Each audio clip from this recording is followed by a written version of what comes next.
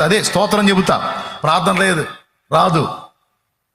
స్తుతిస్తా ఉండు నువ్వు, స్తోత్రమయ్యా, హల్లెలూయా, యేసయ్యా అని కాసేపు స్తుతించి మళ్ళీ ఏదో పాట పాడతా, స్తుతిస్తా పాడతా ఉండు.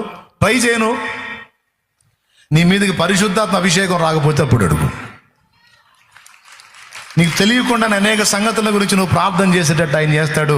ఆయన చిత్తమైతే నీ నోరు నాలుక సడలింపజేసి భాషలతో మాట్లాడి పరిశుద్ధాత్మలో ప్రార్థించేటట్టు ఆయన చేస్తాడు. స్తుతించకుండా నీ స్వరాన్ని మౌనం చేయొద్దు. స్తుతించకుండా నీ స్వరాన్ని మౌనం చేయొద్దు. కీర్తించకుండా నువ్వు మౌనంగా ఉండొద్దు. ఆరాధించకుండా మౌనంగా చెప్పండి. ఇప్పుడు ఆరాధనలో ఆయనను పాడి సన్నుతించి కీర్తించి మహిమపరచుట్లో శక్తి లేదా? ఎవడా అన్న వెదవన్నారా, వెదవా అనాలనిపించింది నాకు, కానీ నేను అనకూడదు కదా అట్లా, అందుకని అనను.